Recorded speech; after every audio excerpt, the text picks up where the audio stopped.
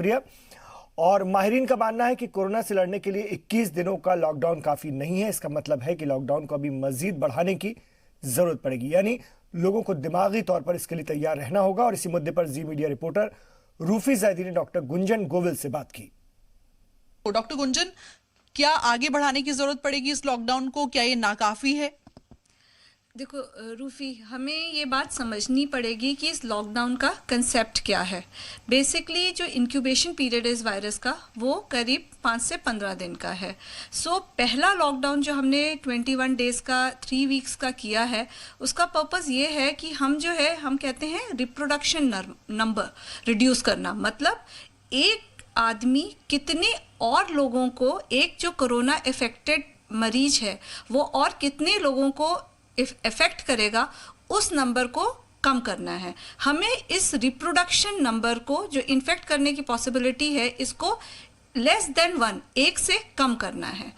क्योंकि इसका इंक्यूबेशन 15 दिन के करीब का है, तो हम ये उम्मीद करते हैं कि इस पीरियड में जब वो 21 दिन किसी और से नहीं मिलेगा, तो ये रिप्रोडक्शन नंबर, मतलब इन्फेक्शन बढ़ने की कैपेसिटी जो है वो कम आएगी, नंबर ऑफ केसेस जो है कम हो जाएंगे।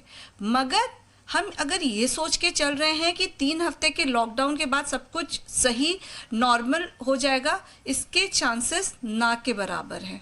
हमें इस चीज़ के लिए तैयार रहना पड़ेगा कि हमें फर्दर इंटरमिटेंट लॉकडाउन्स करने पड़ेंगे। हो सकता है इसके बाद एक स्थिति आए जब हमारी कर्व की फ्लैटनिंग हो जाए, नंबर ऑफ न्यू केसेस कम हो जाए, तो हम कुछ टाइम के लिए हो सकता है खोल पाए, और फिर उसके बाद जो है फिर से लॉकडाउन की स्थिति है।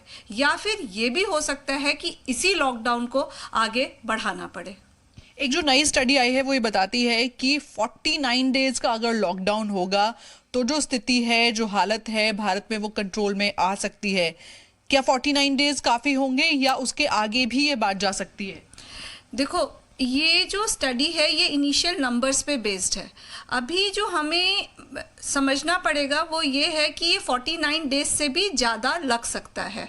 बट हाँ, क्योंकि इसके हम इंक्यूबेशन पीरियड पे बात कर रहे हैं और हम ये मान के चल रहे हैं कि उसके बाद पहले दिन के लॉकडाउन में, पहले 3 हफ्ते के लॉकडाउन में हम ज़्यादातर जो केसेस हैं उनको जो है कंट्रोल कर लेंगे। क्योंकि एक पर्सन, एक बंदा जो कि कोविड-19 इन्फेक्टेड है, जिसको बीमारी है, वो ज़्यादा से ज़्यादा अपने घर के लोगों को ही इन्फेक्ट कर सकता है।